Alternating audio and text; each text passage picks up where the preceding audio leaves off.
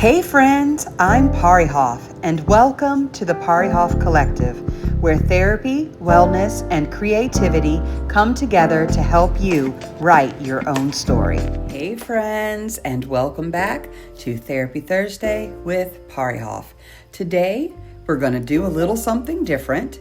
We're just going to recap the Rulebook series and bring everything together as we begin to focus on one thing: building your purpose. Over the past few weeks, we've talked about three major things. Number one, be present. Nothing happens if you don't show up.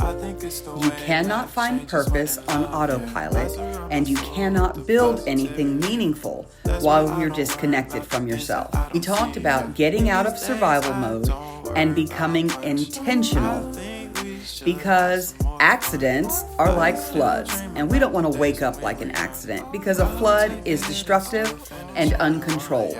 A river moves with purpose. It knows where it's going. Number two, there is no cheat code. I'm so sorry. We've talked about how there's no shortcut to purpose. Motivation will come and go, but discipline is what carries you through. And sometimes we mistake hyperfixation for purpose. We start off strong and then we just don't finish. Purpose requires consistency even when you don't feel like it. Number three, unlearning. We moved into talking about how we need to unlearn some rules that we didn't even realize we were living by. Fear, doubt, unbelief, and old survival skills. We talked about how sometimes we hold on to old wounds like evidence and even use them as collateral for why we stay stuck. But growth requires us to flip the page and retire what no longer serves us. So now the question becomes, after all of that, what do we do with it?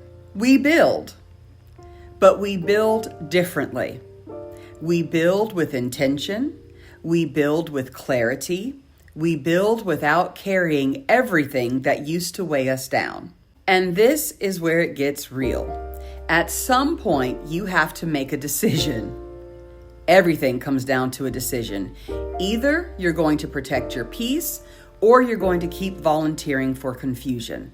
Because purpose and confusion don't coexist well.